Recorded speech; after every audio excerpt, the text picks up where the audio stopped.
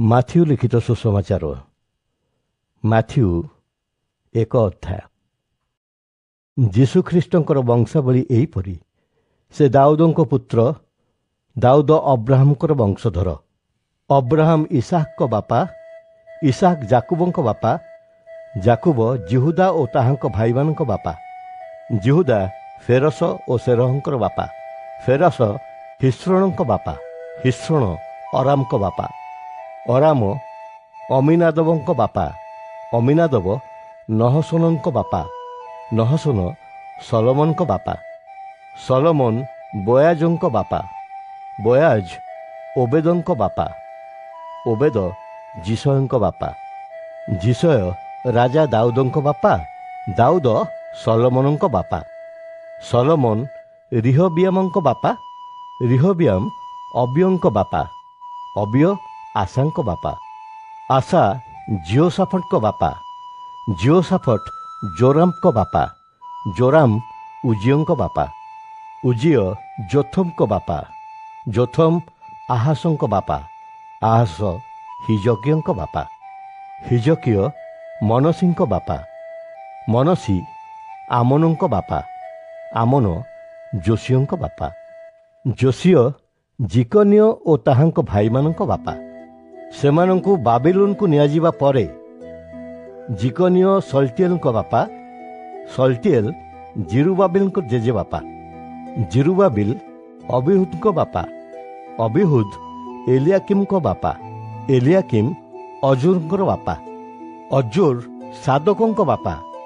ସାଦକ ଆଖିମଙ୍କ ବାପା। ଆଖିମ ଏଲିହୁଦଙ୍କ ବାପା। ଏଲିହୁଦ ଏଲିଆଜରଙ୍କ ବାପା। ଇଲିଆଜର ମଥାନଙ୍କ ବାପା। ମଥାନ ଜାକୁବଙ୍କ ବାପା। ଜାକୁବ ଯୋସେଫଙ୍କ ବାପା। ଯୋସେଫ ମରିୟମଙ୍କ ସ୍ୱାମୀ। ମରିୟମଙ୍କ ଗର୍ଭରୁ ଯୀଶୁ ଜନ୍ମ ହେଲେ। ଯୀଶୁଙ୍କୁ ଖ୍ରୀଷ୍ଟ କୁହାଯାଏ। ଏହିଭଳି ଭାବରେ ଅବ୍ରାହମଙ୍କ ଠାରୁ ଦାଉଦଙ୍କ ପର୍ଯ୍ୟନ୍ତ ହେଲେ ମୋଟ 14 ପୁରୁଷ। ଦାଉଦଙ୍କ ଠାରୁ କ୍ରୀତଦାସ ରୂପେ ବାବିଲୋନରେ ପହଞ୍ଚିବା ପର୍ଯ୍ୟନ୍ତ 14 ପୁରୁଷ ଓ କ୍ରୀତଦାସ ରୂପେ ବାବିଲୋନରେ ପହଞ୍ଚିବା ପରଠାରୁ ଖ୍ରୀଷ୍ଟଙ୍କ ଜନ୍ମ ପର୍ଯ୍ୟନ୍ତ ହେଲେ 14 ପୁରୁଷ। ଯୀଶୁଖ୍ରୀଷ୍ଟଙ୍କର ମା ଥିଲେ ମରିୟମ। ଯୀଶୁଖ୍ରୀଷ୍ଟଙ୍କ ଜନ୍ମ ଏହିଭଳି ହୋଇଥିଲା। ମରିୟମଙ୍କର ଯୋସେଫଙ୍କ ସହିତ ବିବାହ ସ୍ଥିର ହୋଇଥିଲା। କିନ୍ତୁ ବିବାହ ପୂର୍ବରୁ ଜଣାପଡ଼ିଲା ଯେ ମରିୟମ ପବିତ୍ର ଆତ୍ମାଙ୍କ ଶକ୍ତି ବଳରେ ଗର୍ଭବତୀ ହୋଇଛନ୍ତି। କିନ୍ତୁ ତାଙ୍କର ଭାବିପତି ଯୋସେଫ ଜଣେ ଧାର୍ମିକ ଲୋକ ଥିଲେ। ଲୋକମାନଙ୍କ ଆଗରେ ମରିୟମକୁ ଅପମାନ କରିବା ସେ ଚାହୁଁନଥିଲେ। ସେ ତାହାଙ୍କୁ ଛାଡ଼ପତ୍ର ଦେବା ପାଇଁ ଗୋପନରେ ଯୋଜନା କଲେ। କିନ୍ତୁ ଯୋସେଫ ଯେତେବେଳେ ଏକଥା ଭାବୁଥିଲେ, ସେତେବେଳେ ସ୍ୱପ୍ନରେ ଦର୍ଶନ ପାଇଲେ। ପ୍ରଭୁଙ୍କର ଜଣେ ଦୂତ ତାହାଙ୍କ ପାଖକୁ ଆସି କହିଲେ, ହେ ଦାଉଦଙ୍କ ସନ୍ତାନ ଯୋସେଫ, ତୁମ୍ଭେ ମରିୟମକୁ ଆପଣା ସ୍ତ୍ରୀ ରୂପେ ଗ୍ରହଣ କରିବାକୁ ଭୟ କର ନାହିଁ। କାରଣ ତାହାଙ୍କ ଗର୍ଭରେ ଥିବା ଶିଶୁଟି ପବିତ୍ର ଆତ୍ମାଙ୍କର।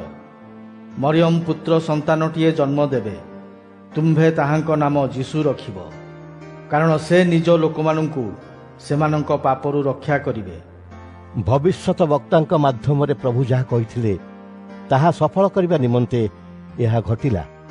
ଜଣେ କୁମାରୀ କନ୍ୟା ଗର୍ଭବତୀ ହୋଇ ପୁତ୍ର ସନ୍ତାନଟି ଜନ୍ମ ଦେବ।